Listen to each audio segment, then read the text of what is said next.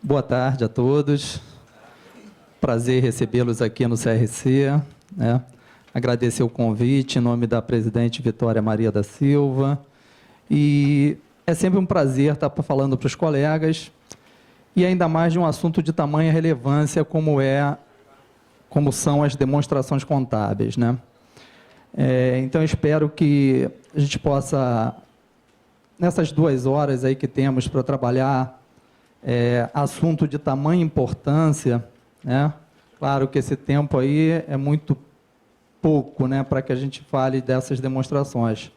Mas eu vou tentar, de alguma forma, passar o assunto para vocês, que vocês possam absorver o máximo do tema, que a gente possa discutir, mesmo com esse tempo exíguo, e possamos, quem sabe, avançar no tema, seja em cursos, em outras palestras, tranquilo? Então, a gente precisa destacar essas demonstrações. Eu coloquei no tema, quando fui convidado aí pela Nélia, aspectos práticos e conceituais. Obviamente, seria bom que tivéssemos um tempo longo para tratar essas demonstrações de forma prática. De qualquer forma, eu trouxe alguns exemplos simples, né, para que a gente possa ver como estão funcionando essas demonstrações atualmente, após a convergência às normas internacionais. Tá? Esse é um processo que começou lá em 2007, com a edição da lei, e vem avançando, né? Como é que passa rápido o tempo, né? Parece que foi ontem, mas nós já temos aí 9 anos dessa lei. E ainda temos dúvidas, né? O processo está evoluindo, nós sabíamos que era um processo longo, que devemos estar atentos, nos atualizarmos, fazermos leituras de artigos, de livros, ou seja, a discussão está aí, né?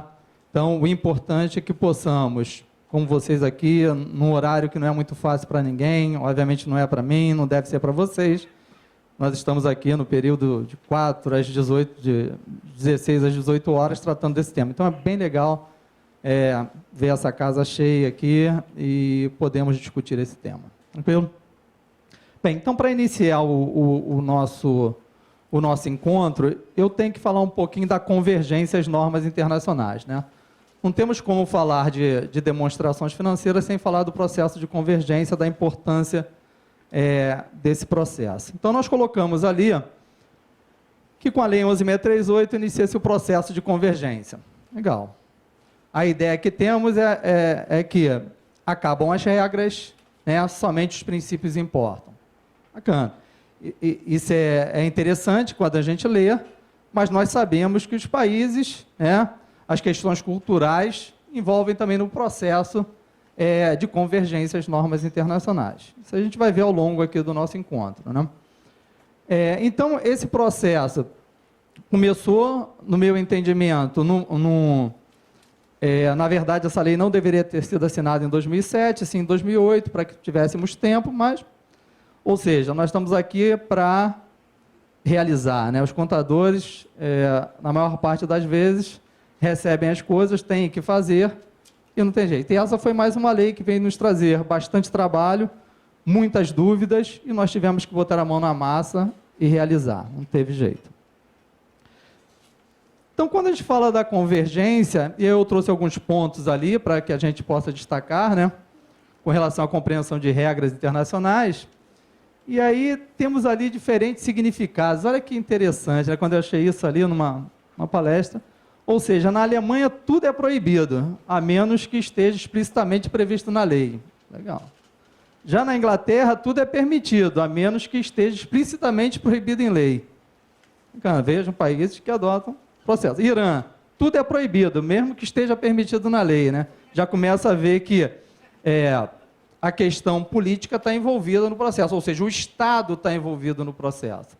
E na Itália, tudo é permitido, especialmente se é proibido. Então, a gente começa a ver países com questões totalmente diferentes, ou seja, com conotações políticas diferentes.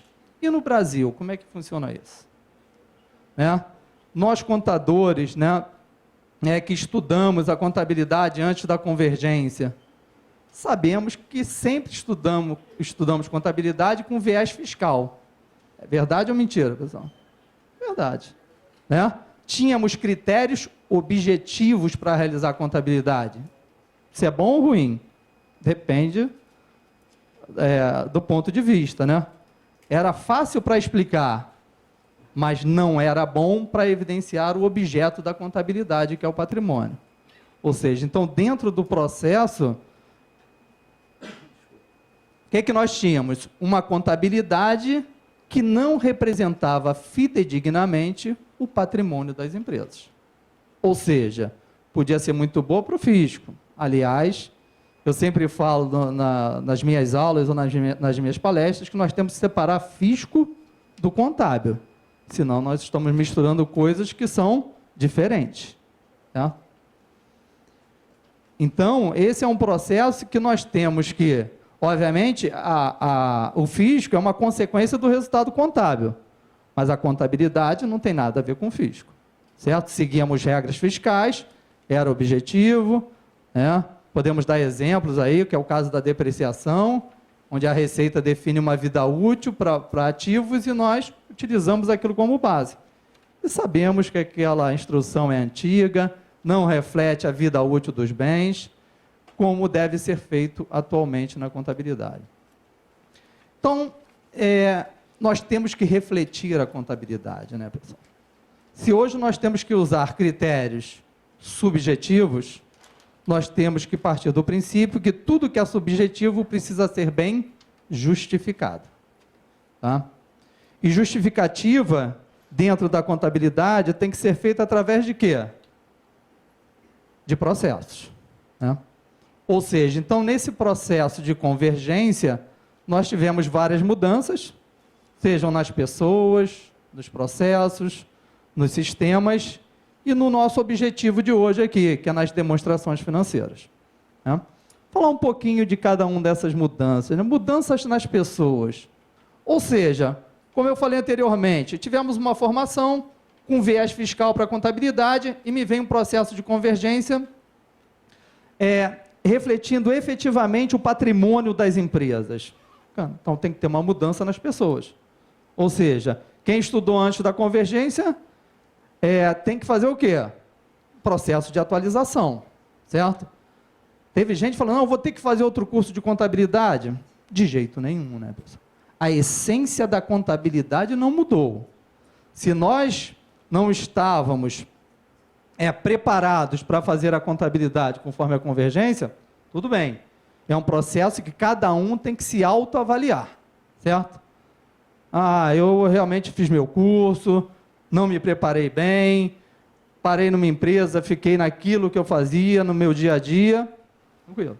Agora, se fizermos uma autoavaliação, eu me preparei, eu busquei atualização, fiz cursos de especialização, tudo que aparecer de novo, eu tentava de alguma forma ler e me atualizar, o processo é mais fácil, certo?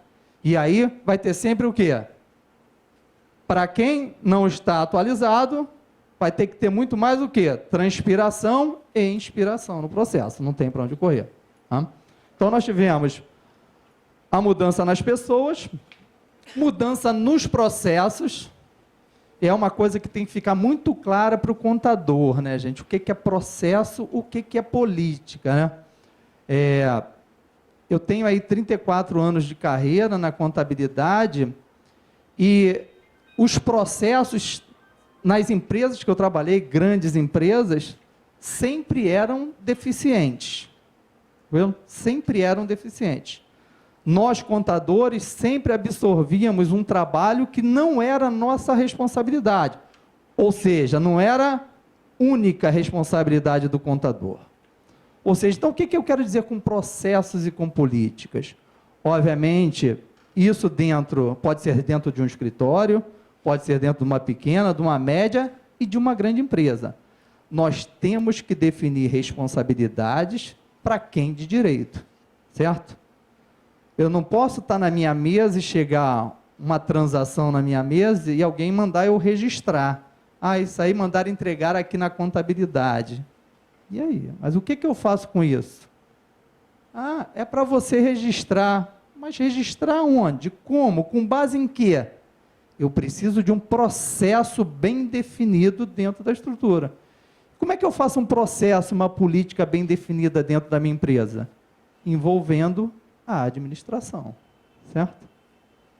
Se hoje eu posso definir a vida útil de um bem, isso não fica a cargo do contador, ou ele vai achar um número mágico. Eu acho que essas minhas máquinas aqui têm uma vida útil de 3 anos.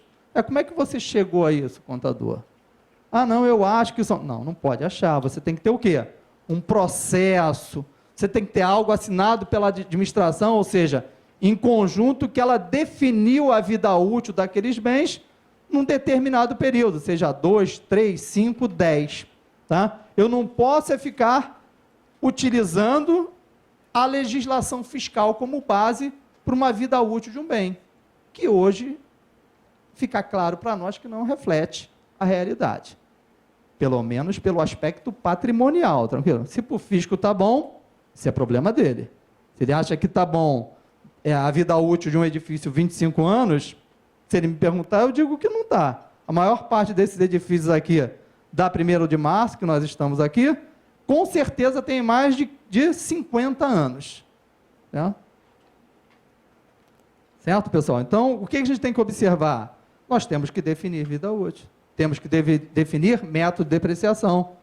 Certo? Temos que definir valor residual. Olha que legal, valor residual. E, sinceramente, eu passei pelo meu curso de graduação, nunca ouvi falar em valor residual, né? Como é que a gente passa por um curso? O que seria um valor residual, um valor contábil, um valor depreciável de um bem? Ou seja, nós pegávamos o valor de custo do bem, pegávamos a vida útil refletida pela Receita Federal e fazíamos uma depreciação.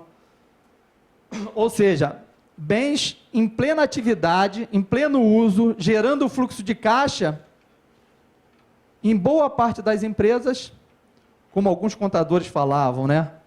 Ah, por que isso aqui não está no balanço da empresa? Porque está totalmente depreciado. Olha que coisa maravilhosa, né?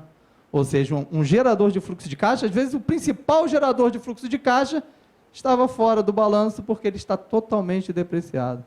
Porque nós usávamos a legislação fiscal como base para a depreciação. Então, isso é uma coisa que tem que ser pensada, esses processos, essas políticas. Ou seja, podemos citar alguns exemplos aqui de mundo real, que é sempre importante, né? Por exemplo, uma locadora de veículos que troca sua frota a cada 2 anos. Como é que ela pode tratar a vida útil dele, refletida pela legislação fiscal, que diz que são 5 anos? Se ele troca a cada 2 anos, a vida útil são 2 anos. Depois, e o bem depois, professor, como é que fica? Vai gerar fluxo de caixa, enquanto ele está na vida útil dele, ou seja, o tempo que ele espera usar para gerar fluxo de caixa pelo uso, gerando fluxo de caixa pelas operações da empresa. Após a vida útil, vai gerar fluxo de caixa por quê, pessoal? Pela venda, pela realização. Isso sim reflete patrimônio, né? E não aquilo que a gente fazia ali. E ainda tem o famoso método linear, né, pessoal? Método linear é uma coisa extremamente difícil, né? Você pegar o valor do bem, dividir pela vida útil e, de forma linear, durante a vida útil definida, você registrar. Ficando. Grau de complexidade, 0. Né? Ou seja, você pegar uma criança de 10 anos, talvez ele consiga fazer. Você der um número, a vida útil, ele... Pô, esse garoto é bom, talvez ele seja contador no futuro, que já sabe fazer depreciação. Então, o processo tem que ser o quê? Eu posso usar o método linear? Até posso, desde que ele reflita melhor a vida útil do meu bem. Agora, eu tenho certeza que, na prática, não é ele que reflete efetivamente. Nós temos outros métodos, né? Como o método dos saldos decrescentes, método soma dos dígitos. Nós temos método das unidades produzidas, né? Que a gente sequer ouve falar nesse processo. Ou seja, eu tenho uma máquina, ela tem uma capacidade de produção, quando ela produz mais, ela deprecia mais, quando ela produz menos, ela deprecia menos. Pô. Esse é o processo. Nós não podemos fugir da essência da contabilidade, do objeto da contabilidade, do seu objetivo. Senão, nós não estaremos refletindo fidedignamente o patrimônio das empresas. Estaremos dando informação que não é relevante para a tomada de decisão. Certo? Então, temos que separar contabilidade de fisco. Temos que atender a legislação fiscal? Plenamente. Mas a contabilidade tem que refletir o patrimônio das empresas. Então, não posso deixar um ativo gerador de fluxo de caixa em pleno uso fora do meu balanço, porque eu utilizei a legislação fiscal para depreciá-lo.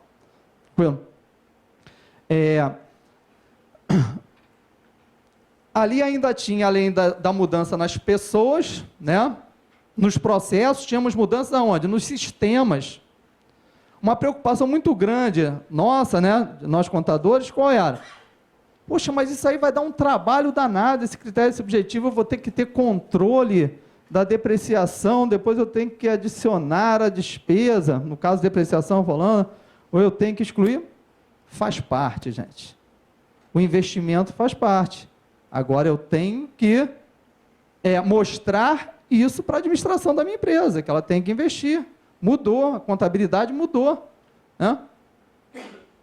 E o sistema faz parte. O sistema não é despesa, o sistema é o quê? Investimento, pô. Nós temos que investir na empresa. Nós investimos na parte de engenharia, nós investimos em imóveis, fazemos investimentos, também temos que adquirir sistemas contábeis, para que o processo possa fluir e a gente possa o quê? De alguma forma, reduzir custos, certo? Alguns deles, inclusive, tributários dentro do processo, né? Para que a gente possa, de alguma forma, trazer esse benefício para dentro da empresa. Então, o investimento faz parte. Nós temos que passar isso para a administração. E nas demonstrações financeiras, ou seja, qual é o processo de mudança nas demonstrações financeiras? Primeiro, para que a gente, dentro dessas demonstrações, possamos refletir o quê? A posição patrimonial, o resultado econômico e a posição financeira das empresas. Refletir fidedignamente, certo? Dentro do processo. E não aquilo que fazíamos anteriormente. Então, o processo de convergência foi um avanço que nós só vamos mensurar efetivamente daqui a alguns anos, mas foi a melhor coisa que aconteceu dentro da contabilidade brasileira. Isso eu posso garantir, para efeito de valorização da nossa profissão, dos investimentos que são feitos pelas empresas, do processo dentro da nossa casa, que é o Conselho, que vem fazendo um trabalho de atualização para os profissionais de contabilidade. E, obviamente, passando de uma contabilidade nacional para uma contabilidade mundial. Esse é o processo. Ou seja, para a gente refletir, né? Nós deixamos de ser contadores do Brasil para sermos contadores do mundo. Um contador global, um contador globalizado. Certo? Se no momento agora que nós estamos com problemas no nosso país, com uma recessão e tudo, e muita gente pensa sair do país, tem que se refletir bem sobre isso, mas se pensa, você conhece bem as normas brasileiras atuais de contabilidade, elas não são diferentes das normas de Portugal, por exemplo, que falam português, né? Tranquilo? Então, a gente tem que... Olha a importância desse processo no contexto. Tranquilo?